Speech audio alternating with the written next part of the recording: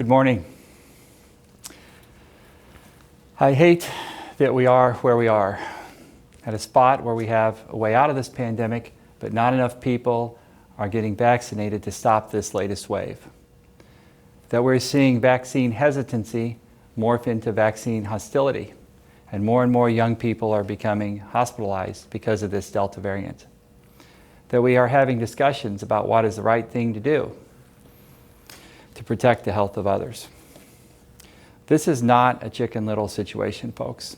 The circumstances are dire, and we cannot let complacency or misinformation be barriers to the preventable. On Sunday, the U.S. Surgeon General said that he supports reinstating mask mandates in counties that are having high cases and surges of the COVID Delta variant. On Monday, the American Academy of Pediatrics issued new guidelines for schools recommending that students over the age of 2 and staff wear a mask, regardless of vaccination status. On Tuesday, the St. Louis Metropolitan Pandemic Task Force urged everyone to wear a mask in any public place, regardless of vaccination status, or if the vaccination status of those around you is unknown. The recommendations of the task force include wearing masks, again, for those regardless of vaccination status. While the vaccine can protect against or mitigate symptoms, it does not prevent everyone from becoming infected or passing COVID on to others. Also yesterday, the city and the county health departments issued a joint statement encouraging mask wearing for everyone. This statement said, in part, that our region is watching national news and trends very carefully, and that we have paid attention to the mask mandates that have been initiated by other local jurisdictions across the country. While we don't have an announcement to make today, this is a topic of conversation, and it's ongoing. For the moment, we urge everyone to wear masks, even if you're vaccinated. And I want to share with you some of the data points that caught our attention. St. Louis County is now averaging 191 new COVID cases a day. Our test positivity rate is 9%. And these numbers mean that we are in the CDC's red zone for widespread community transmission, and cases will continue to rise rapidly in the coming weeks. Black children aged 12 to 15 are not getting vaccinated at the same rate as white children. Data from St. Louis University shows that 47% of white kids have started the vaccination process, while only 16% of black children have begun the process. The pandemic has highlighted the tremendous disparities between races that are often separated by zip codes. This is unacceptable and deeply troubling. That's why we are using many resources as we can on vaccine education and vaccine access, focusing on areas where vaccination rates are low. St. Louis County will be launching a new program, Revive STL, which is a public education campaign, and this will start within the next few days. Public education and advertising has already begun on residents' phones and computers, and you can expect to hear much more about Revive STL and these messages from local leaders, clergy members, and your neighbors as their stories begin to appear in print, on radio, and on TV. St. Louis County was among the first in the country to put safer at home orders in place. Doing so saved lives. Let's work together to make St. Louis one of the first places in the country to get rid of COVID and all of its variants. It's simple, get a vaccine. And if you've already done so, tell your neighbors and encourage them to get vaccinated as well. Wear a mask when you're around others and you're unsure of their vaccination status. Too much is at stake to not do your part. And I'm happy to take any questions. Dr. Page, what's it going to take in your mind to get vaccination numbers up to where you all have been trying to get them? Clearly it's been a challenge, continues to be a challenge, and with the Delta variant here, it's even heightened. What's the key to heightened vaccinations, do you think? Well, it's a challenge that we're facing across the country. Navigating our way through vaccine hesitancy, which in some places is turning into hostility. And I think that it's a battle on many fronts. As people become more aware of the seriousness of the Delta variant, as folks know someone who's been sick or seriously ill or lost their lives, as this awareness increases and we continue to talk more about it, then I think we'll break through. It's a continued conversation, and folks have to weigh the duty and obligation to their community and their friends and family to protect their loved ones from the Delta variant and make the right decision to get vaccinated. If you go into a place where you know that everybody is vaccinated, would you still recommend everybody mask? At this time, I would continue to follow the recommendations of our health department and whatever business or institution that you're in. But the question is clarity around guidance for wearing a mask when you know those around you are vaccinated. And the current recommendations from our health department is if you don't know the vaccine status of everyone around you, you should wear a mask. It's really impractical or impossible to know or understand the vaccine status if you're in a crowded place, indoors or outdoors. So I would follow that recommendation very closely. From the beginning of this pandemic, we've followed the recommendations of our public health experts in the pandemic task force, and we'll continue to do that. Those recommendations will evolve as science evolves and as we deal with new variants and new fronts. On a scale of 1 to 10, or even a percentage, how close are we to having that mask mandate reinstated? Yeah, so the question is about the timing of a mask mandate, and that's a question everybody wants to understand. I can tell you that our health department and the city health department are working together very closely, and they're in conversations now about whether or not a mask mandate is the right thing to do for St. Louis County and St. Louis City. We're watching other jurisdictions across the country. We're now in the red zone in St. Louis County with a positivity rate over 10% and over 190 infections a day, new cases per day. So this is a conversation we're having, and it's a serious conversation. And St. Louis County and St. Louis City have always been at the leading edge of the COVID response in order to protect the health and welfare of everyone in our community. And that's why we've done quite a bit better than other parts across the country. There is a new state law that, if I've read it correctly, if the executive branch puts forth a mask mandate, would it last for 30 days and then the council would have to renew it after that? Or what are some of the barriers for you to enact new restrictions based off these? Well, so the question is about the new state law and the limitations of public health departments to issue public health orders. And so I would just correct the political narrative, Jason. The public health orders come from the Department of Public Health. The political narrative is that they are a function of my office, and we recognize that we live in a political world. But we'll talk to the county attorneys, and if they believe and they interpret the state law to require council approval for something like a mask mandate, then that's what we'll do.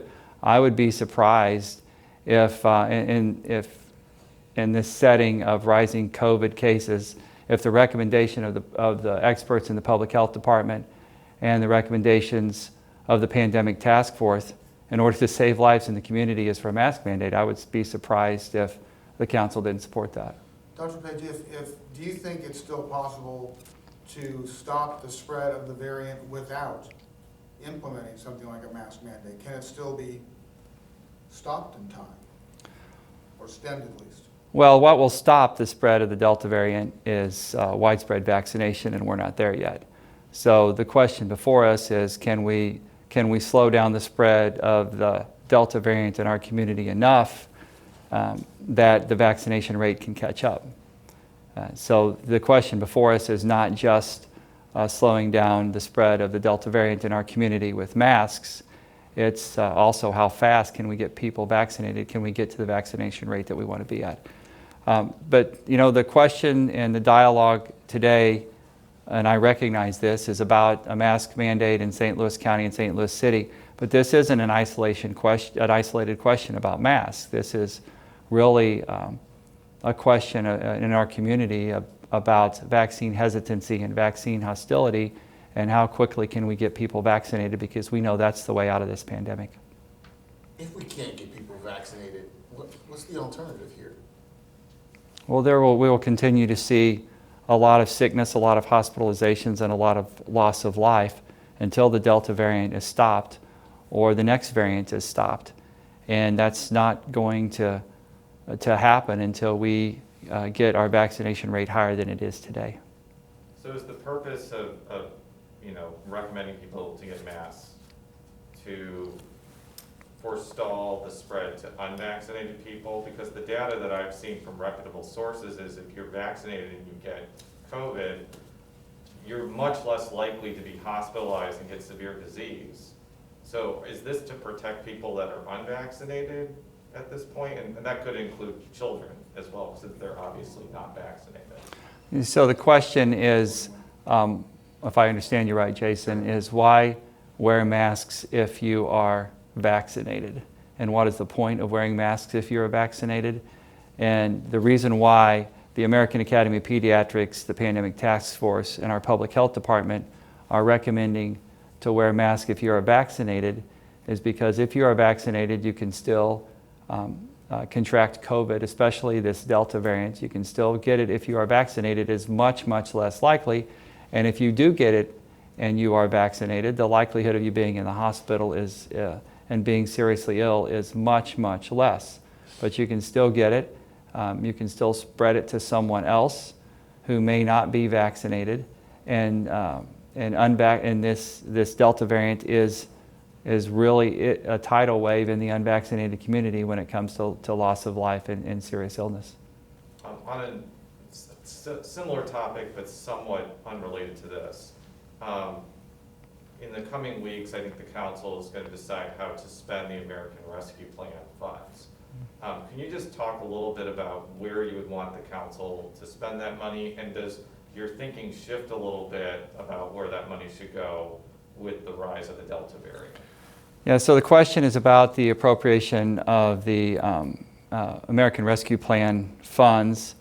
And first of all, we have to recognize that this is a 3-year process that allows us to spend the money over 5 years. So 3 years to appropriate the funds to needs in the community to be spent over a 5-year time period, as opposed to the CARES Act funds, where we had initially about 9 months to spend the money in a rather urgent situation.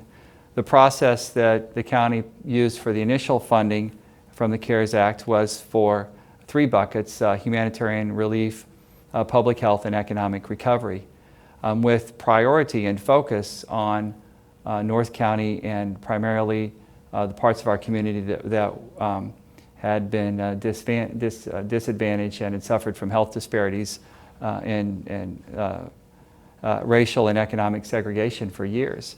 I would hope that the expenditure of the ARP money, the American Rescue Plan funds, will follow a similar path to focus on areas of our community that have been disadvantaged, where health disparities are the largest, where they need the most help. And I would hope that the council would focus the appropriations in that area, as we did with the CARES Act funds, recognizing that we have 3 years to appropriate that money and 5 years to spend it. I hope that the focus is on public health. I hope that there is some focus on humanitarian relief. The suggestions I sent to the council were for an expansion of public health services in North County and for workforce development and jobs programs in North County to stabilize the loss of revenue over the past year and prevent further pressure on property tax increases in St. Louis County. And I believe that's the right place to start. It does not by any means spend the entire American Rescue Plan fund, but it is an initial down payment on what I think are the priorities in St. Louis County. Do you know how much money initially you would recommend spending on that? Because I think it's split into 2 increments. I think the county gets half this year and half next year. Is that correct?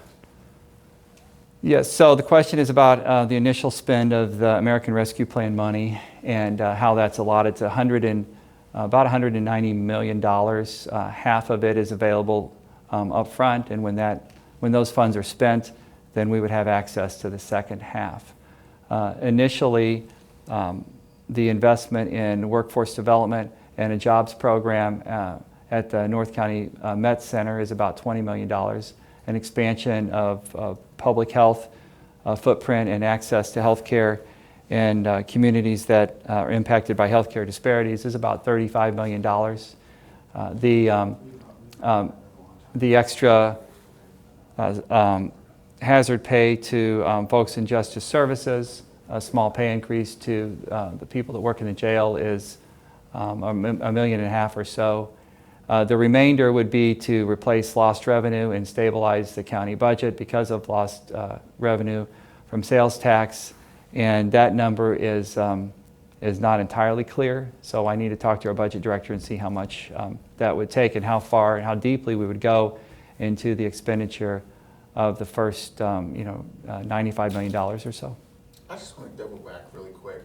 If we're, to the question I asked you earlier about if people are refusing to get vaccinated voluntarily, you've seen hospital systems that are mandating their employees to get the vaccine or lose their jobs. Is that something that the county would possibly back in terms of if we don't see any improvements in people getting the vaccine, will we start to make it mandatory for you to have it? The question is about mandatory vaccines. The EEOC ruled back in November, I believe, that employers can require employees to get vaccinated. And that would be the limit of mandatory vaccines, would be employers requiring vaccines.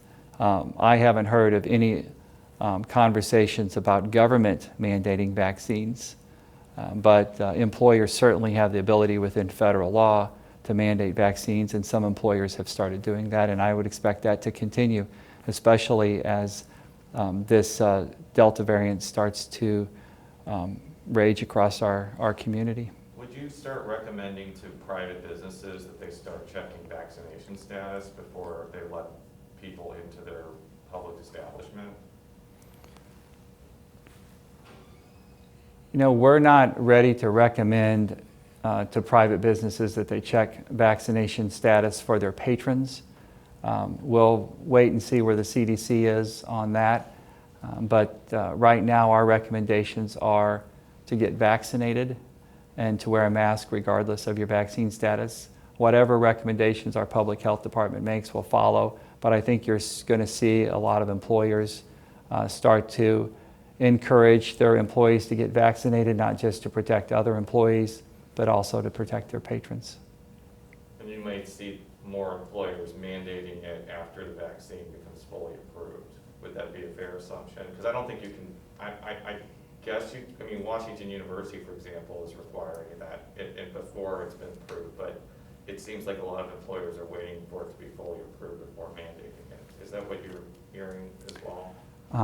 I would refer you back to employers and ask them directly, or ask associations that represent employers what their plans are as a general sense. What I've seen is a lot of employers begin to mandate vaccines with the exceptions of medical contraindications. If you have medical reason not to take the vaccine, then there are certainly exceptions. But in a general sense, I've seen a lot of employers start to mandate vaccines, and I would expect that to continue. Dr. Page, Channel 5 apologized in advance for popping on a little late online. They wanted to ask a question that Jason touched on.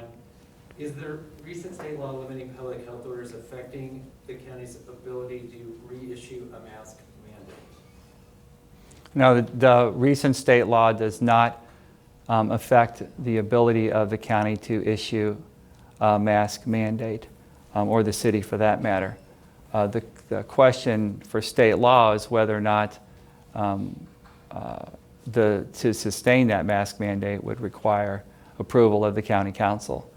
And I would just leave that up to the county attorneys to determine. The purpose and intent of the state law was to impact business closures, not to impact other public health orders meant to protect people's health and welfare.